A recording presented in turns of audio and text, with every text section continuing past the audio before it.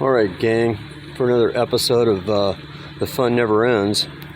The power window failed. This is the third one. And 223,223,978 miles. So this is the third one. It's a 1999 528i. I have a Nissan truck there. That truck has 275,000 miles. That is the original power window. It's never failed. So you don't want to have the power window fail on you in the open position, which is how it's going to fail. In case you've got a rainstorm or snowstorm or just your regular thieves trying to get in. So I'm just going to show you how I jury rig this until I get ready to pull the door panel off. Okay, you'll notice this. It's got like a little plastic thing. The plastic thing comes right off.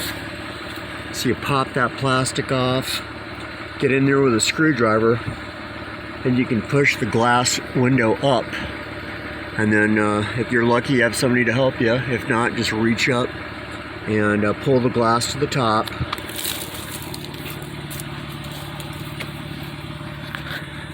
And what I did is I just wedged some screwdrivers in there. You could probably use some wood shims. But this will get you by until you have to swap out that motor. But like this motor actually, it makes noise, so something's going on. So I might as well learn how to do doors. But that's how you do it. You got that little plug on the bottom, pop that off, put a good screwdriver in there, push it up. Do not use pliers to pull the glass up, because I guarantee you're going to break it. You're going to chip it and you'll be really pissed. And that'll get you until you're ready to do the job right. Alright, gang, this has really been a good car for $1,000. Today we put a Hankook tire on it, a 19-inch, and I think it was $220. I absolutely had to do it. I didn't have a choice. It's either that or start riding bicycles everywhere. And yeah, the Continentals were like $220 each. No, the Continentals were $320 each. Absolutely silly money. Yeah. So I'm just gonna go with these Hankooks in the future. They're perfectly good. And so this window's fucked up, and so is the other one on that side. So I'm going to have to learn some YouTubes and figure it out. But there it is. At least I got the window up in case it rains or snows. And it's been a really fun car. It's really fast. It's really powerful. And some more shit that failed. Here's some more MacGyver techniques. I put these screws in here to hold this piece in there. I glued it and it never would stay. And it's also got all kinds of crack issues. So I have to replace this switch right here. You can see it right there maybe. And then I'm going to replace these two lamps that are worn out. And that's easy stuff to do. You can just do that right on the eBay, or right on eBay. You can buy all those parts on eBay or Euro Parts or any of those other people. They've got that. But like, see, these things leak real bad. And the water gets in there and just rots it out. There's some little plugs on the bottom of this door. I pulled those plugs, so if the water's going to go in there, it's not going to sit in there. It's going to drain out, at least most of it. But, so this car has some sort of strange-ass charging problem. On the dyno, on the tester, it shows that it charges, but in reality, it's for some reason it does not. So I just charge the car periodically. Right there, you can see that big long silver thing. It's usually covered by a plastic, and it's a fuse.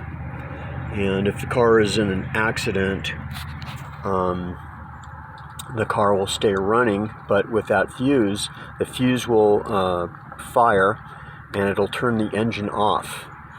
Unfortunately, I think somebody's damaged it or something, because it sometimes turns off on its own when it's parked. So that's another issue.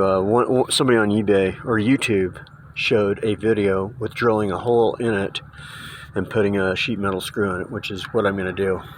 It's not worth trying to swap out that fuse. It's just totally unimportant.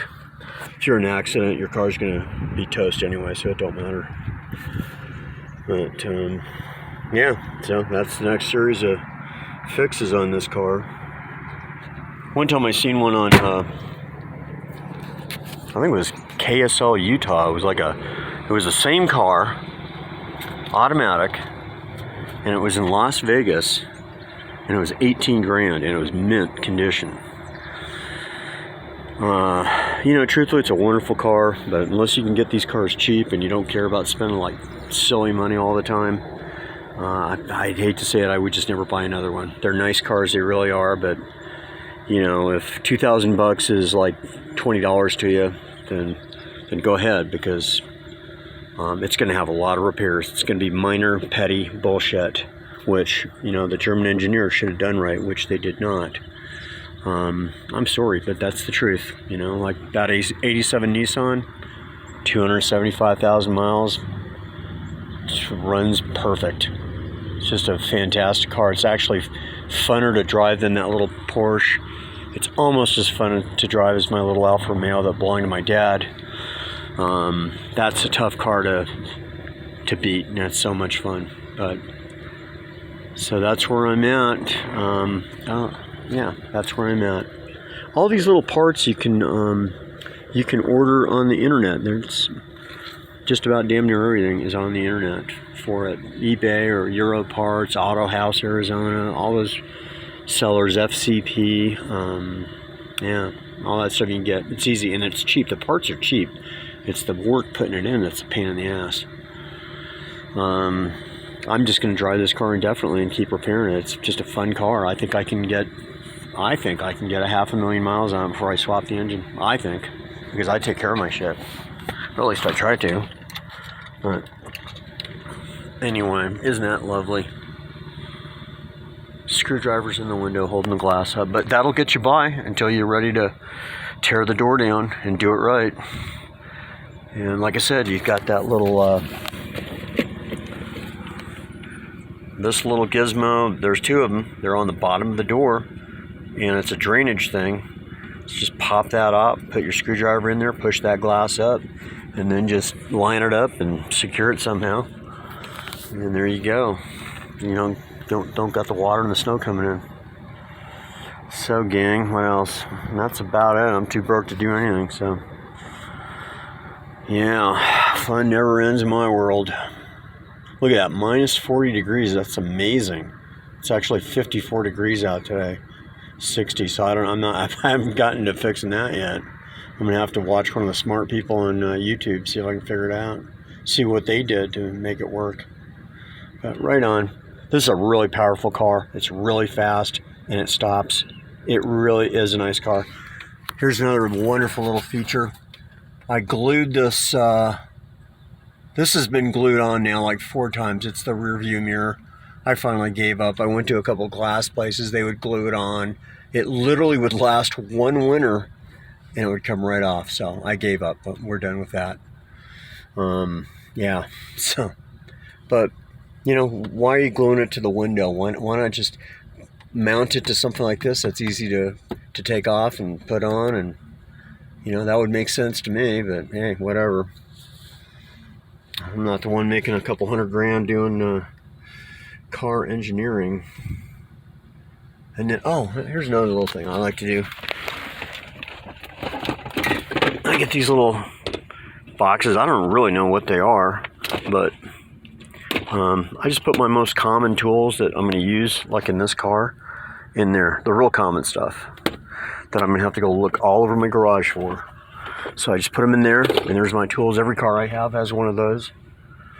And it helps me out, and that works for me. Yeah. So far, so good.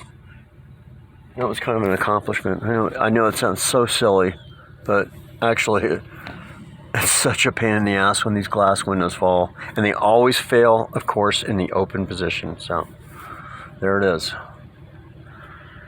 Alright, gang. It's fun making these YouTubes.